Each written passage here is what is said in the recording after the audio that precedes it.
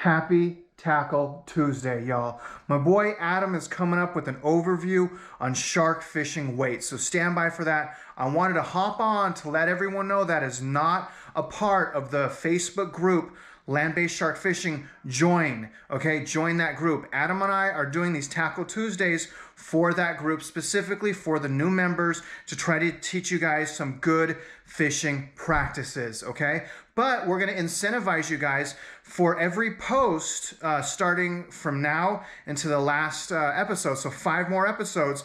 We're going to start asking a question. Based on whoever has the best answer, we're going to start giving away free leaders, okay? So stand by. You guys are going to start getting free leaders, whoever has the best answer to the question. You guys show Adam some love. Happy Tackle Tuesday. Enjoy.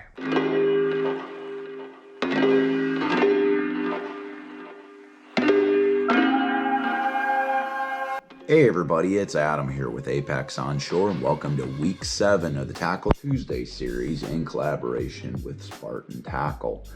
This week we are going to be doing fixed leg spider weights. We're going to go over some of the models that we make and sell here, and the way to bend the legs for them, how to select the proper weight, conditions to use them in. To get kicked off with it, generally with spider weights you're going to see mostly 2 types of legs, and then there are 2 other ones that are used less frequently. You can see stainless steel legs, which are generally in 1/16, 3/32, and 1/8 inch for legs, which those are they go up. The lightest is the 1/16. Obviously that's more like a bait size. 3/32 is an average size or casting size. And deployment weights, a lot of deployment weights are 1/8, and then some of them are 3/32. You'll also see, for a handful of manufacturers, us included, you'll see copper legs. Generally, you have the option of 6 and 8 gauge, 8 gauges being the lighter of the 2. A handful of places we do a 4 gauge that is extremely heavy duty.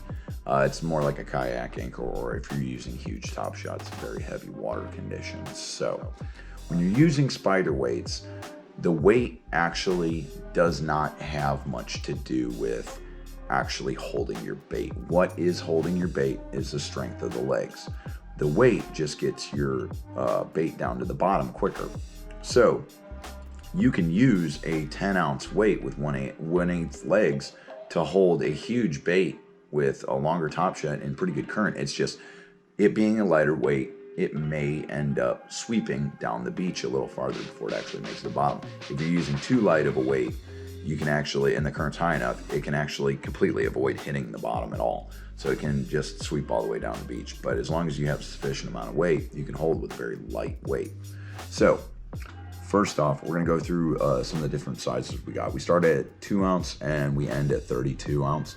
And we've got 2, 3, 4, 5 ounce, 6 ounce, 8 ounce, 10 ounce, 12 ounce, 16, 20, 24, and 32.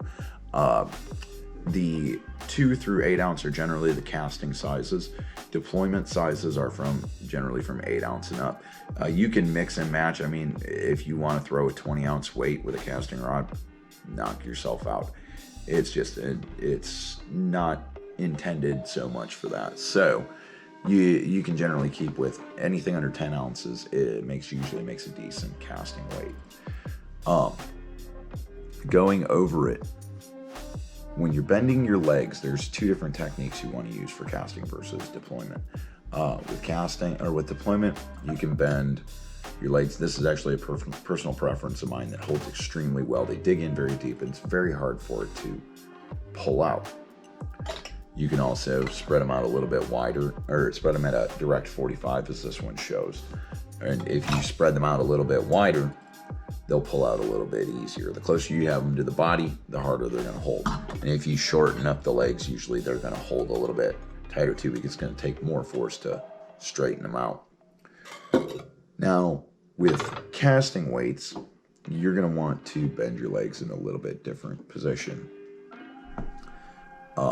If you can use them like this with spinning rods and all that, but if you're using a tall rod and it's relatively close to you, the problem is your rod tip is going to want to keep, your line of your rod tip is going to want to keep that up. It's not going to set as well.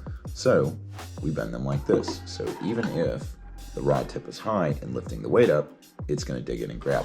Some people also use this style for deployment. It works good. If you want to use it like that, knock yourself out.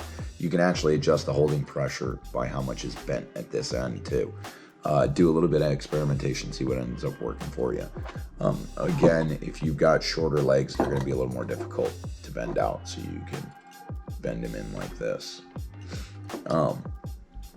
Next up, comparing stainless steel to copper legs. They each have their position in place and certain conditions that they really excel in. Stainless steel holds great. It lasts a long time. It's cheap and generally easy to work with. The only thing is, stainless steel does not like to bend out when you're pulling them out. So when you're dragging your weight in, it's harder to pull out like that. Eventually it's generally going to pop out, and if you reel fast enough, it'll stay up. But if you don't reel fast enough coming back in, it's going to keep grabbing, skipping across the bottom. You're going to have to drag it in. So that is one of the disadvantages with spider weights, or with stainless steel leg spider weights. The other one is if you drop into structure or reef, you're generally not going to get your weight back. The legs don't bend out enough to be able to pull it back. Now, the difference between copper and stainless comes in copper is a little more pliable.